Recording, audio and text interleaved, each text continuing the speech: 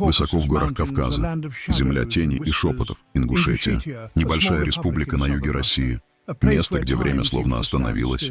Здесь, на скалистых вершинах и крутых склонах, стоят безмолвные стражи, каменные башни, устремленные в небо.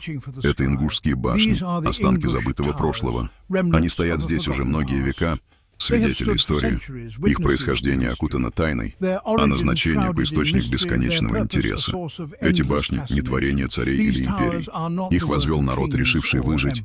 Народ, выковавший свое существование в этом суровом и беспощадном краю. Ингушские башни — не просто сооружения. Они — символы. Символы стойкости, непокорности, связи с чем-то древним и глубоким. Точная дата их строительства остается загадкой. Одни утверждают, что они восходят к бронзовому веку, другие считают, что появились гораздо позже, в средние века. Когда бы они ни были построены, одно несомненно: ингушские башни не были построены за одну ночь. Их возведение — свидетельство гения и упорства ингушского народа. Используя лишь подручные материалы — камень, известь и дерево, они возводили эти башни камень за камнем, поколение за поколением. Эти башни — не просто оборонительные сооружения, они — эхо далекой эпохи, шепот народа, который отказывается быть забытым. Кавказские горы — перекресток цивилизаций. На протяжении тысячелетий эти горы были свидетелями взлетов и падений империй. Племена пересекали их перевалы, они оставили неизгладимый след на этой земле. Ингуши тоже сделали эти горы своим домом. Их происхождение теряется в туманах времени. Это был народ, закаленный трудностями. Их родина с ее узкими долинами и высокими вершинами предлагала мало покоя. Они научились приспосабливаться и выживать, стали мастерами в обращении со своей суровой средой.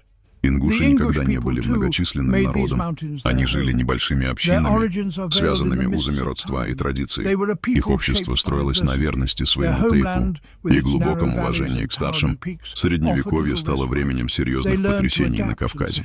Монгольские нашествия XIII века принесли массовые разрушения. Золотая Орда опустошала регион, оставляя за собой след разрушения. Ингушскому народу пришлось защищать свою родину. Противостоять превосходящим силам им приходилось отчаянно. Они искали убежище в высоких горах, отступая в труднодоступные долины. Монгольские захватчики, привыкшие к открытому равнинному ландшафту, затруднялись в гористой местности. Ингуши, хорошо знакомые со своей территорией, применяя партизанские тактики, ингуши изматывали монгольские армии. Именно в этот период постоянных войн начали появляться ингушские башни. Возведенные на скалистых вершинах и крутых склонах, они обеспечивали защиту от захватчиков и набегов. Эти башни были не просто оборонительными сооружениями. Они стали символами непокорности, свидетельством стойкости ингушского народа. Башни возводились с учетом не только обороны, но и эстетики. Высокие и стройные, они гармонично вписывались в природный ландшафт. Их толстые каменные стены были спроектированы так, чтобы выдержать практически любую атаку. Эти башни служили множеству целей — военным, жилым и общественным. Они демонстрировали изобретательность и художественный вкус ингушей.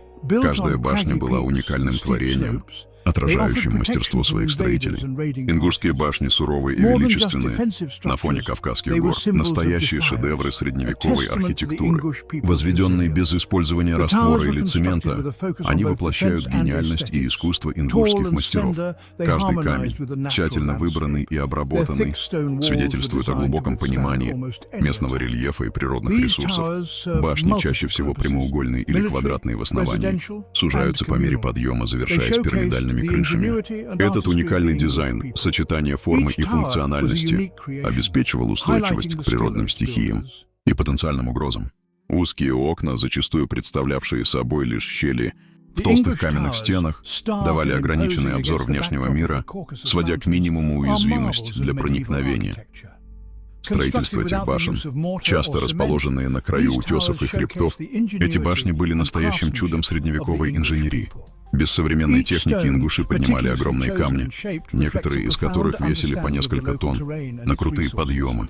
Предания рассказывают о сложных системах рычагов, катков и наклонных рам, которые в сочетании с коллективным трудом всей общины позволяли возводить этих каменных гигантов.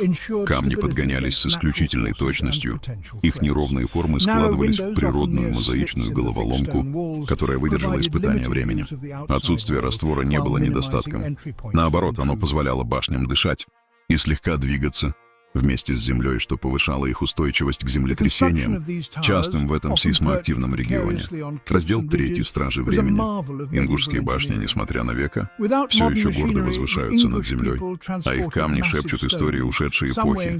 Время не уменьшило их величие, но лишь усилило их ауру тайны и стойкости. Стихии вырезали на их поверхностях свои истории, создав причудливую мозаику фактур и оттенков, словно живую летопись, запечатленную в камне.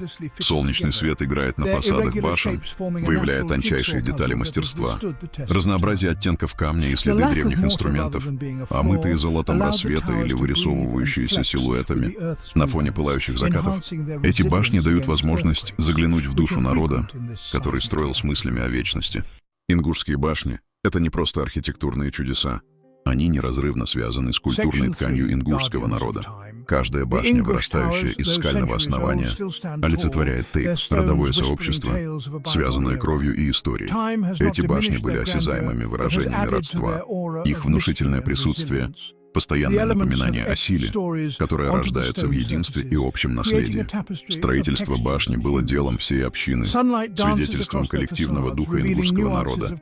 Семьи одного тейпа вносили свой вклад трудом и ресурсами, работая плечом к плечу, камень за камнем возводя эти символы своей общей идентичности. Таким образом, башни становились хранилищами семейной истории. Их камни были пропитаны памятью и традициями, передававшимися из поколения в поколение. Жизнь в башнях определялась ограниченным пространством и постоянной угрозой конфликта. Семьи часто жили в тесноте, деля свое жилище с домашним скотом и скромным имуществом. Несмотря на суровость и аскетизм, башни способствовали укреплению чувства общности. Соседи полагались друг на друга, делились ресурсами и находили утешение в общем наследии. Женщины играли важнейшую роль в башенной жизни. Они вели домашнее хозяйство, пряли, воспитывали детей в пределах каменных стен. Они также славились своей храбростью и стойкостью, часто поднимали оружие, чтобы вместе с мужчинами защищать свой дом и семью. Башни хоть и строились для обороны, были также местами празднований. Свадьбы, рождения, религиозные праздники сопровождались традиционными песнями, танцами и рассказами. Отголоски этих торжеств эхом разносились по горам. Хотя ингушские башни больше не служат своей изначальной оборонительной цели, они по-прежнему остаются мощными символами ингушской идентичности и стойкости. Они стоят как непокорные напоминания о народе, который, несмотря на бесчисленные испытания, упорно держался за свою землю, свои традиции и свой уникальный образ жизни. Эти башни, вырезанные в суровом ландшафте, стали эмблемами ингушской гордости. В мире, охваченном быстрыми переменами и разрушением культурной самобытности, ингушские башни служат мощным напоминанием о важности сохранения наследия.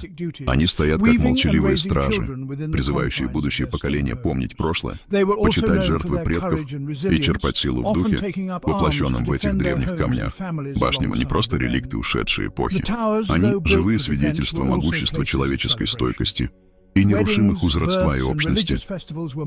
Ингушские башни, стоящие как безмолвные стражи времени, окутаны тайной. Их стены шепчут истории и легенды. Происхождение башен остается предметом споров. Их истинный возраст потерян во времени. Некоторые верят, что они предшествуют самому ингушскому народу, намекают на исчезнувшую цивилизацию. Местный фольклор рассказывает о великанах, бродивших по этим горам и строивших башни как маяки забытой эпохи. Ингушские старейшины передают предания о тайных ходах и скрытых комнатах, где хранились священные предметы и древние тексты. Изолированность башен, расположенных высоко, на недоступных вершинах, породила множество историй о сверхъестественных существах и мистических явлениях. Пастухи, пасущие стадо, рассказывают о странных огнях, мигающих в окнах по ночам, словно сами башни бодрствуют и охраняют землю. Ходят шепотки о айбен, мифических существах, обитающих в горах, чьи облики меняются, как туман, окутывающий вершины. Эти айбин — стражи гор, защитники ингушского народа. Им приписывают великую мудрость и знания. Их присутствие вызывает одновременно благоговение и страх. Ингушские башни со своей внушительной архитектурой и атмосферой тайны давно очаровывают историков и искателей приключений. Некоторые верят, что башни хранят древние знания, и легенды рассказывают о камне видения, якобы наделенном способностью показывать прошлое и будущее. Несмотря на множество поисков, камень видений так и не был найден. Ингушские башни, молчаливые свидетели веков истории, продолжают вдохновлять и манить к раскрытию своих тайн. Они символ стойкости, но и носители бремени времени. Прошедшие века оставили на них свои следы. Стихии тоже внесли свой вклад. Ветер и дождь размывали стыки между камнями. Уложенными без раствора солнечный свет выбелил некогда яркие камни, но эти шрамы лишь подчеркивают суровую красоту башен. Они напоминают о стойкости ингушского народа, о его способности преодолевать трудности и выходить из них еще сильнее. Каждая трещина, каждый осыпающийся камень — это история. История выживания, приспособления, непоколебимой связи с родной землей. Но, к сожалению, не все шрамы природные. Конфликты, постоянно повторяющиеся в истории Кавказа, тоже оставили свой след на башнях. Пули и снаряды прошлых сражений оставили пробоины на фасадах. Эти раны — суровое напоминание о хрупкости мира и постоянной угрозе для культурного наследия. Тем не менее, несмотря на бег времени и разрушительную силу войн, ингушские башни переживают возрождение. Заново открытые и вновь любимые. Они стали источником гордости для ингушского народа, который стремится сохранить эти архитектурные чудеса. По всей Ингушетии разворачиваются общинные проекты по восстановлению башен.